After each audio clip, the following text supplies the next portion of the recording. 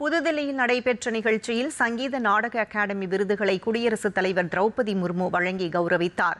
இசை, நடனம், பாரம்பரிய நாடகங்கள், நாட்டுப்புற கலைகள், பழங்குடியினரின் கலைகள், பொம்மலாட்டம் ஆகியவற்றில் சிறந்த பங்களிப்பை வழங்குவோரை அங்கீகரிக்கும் வகையில் சங்கீத நாடக அகாடமி விருதுகள் வழங்கப்பட்டு வருகின்றன. அதன்படி 2024 மற்றும் 2025 ஆண்டுகளுக்கான விருதுகள் புதுதில்லியில் இன்று நடைபெற்ற நிகழ்ச்சியில் நடைபெற்றன. இதில் பல்வேறு மாநிலங்கள் மற்றும் யூனியன் பிரதேசங்களைச் சேர்ந்த மொத்தம் 115 கலைஞர்கள் பங்கேற்று விருதுகளை பெற்றனர். அவர்களுக்கு குடியரசுத் தலைவர் திரௌபதி முர்மு விருதுகளை வழங்கி கௌரவித்தார். விழாவில் உரையாற்றிய குடியரசுத் தலைவர் விருதாளர்கள் தங்களது திறமைகளை வெளிப்படுத்துவதோடு மட்டுமல்லாமல் நவீன இந்தியாவுக்காக அர்ப்பணிப்போடு செயல்படுவதாகவும் பாராட்டு தெரிவித்தார்.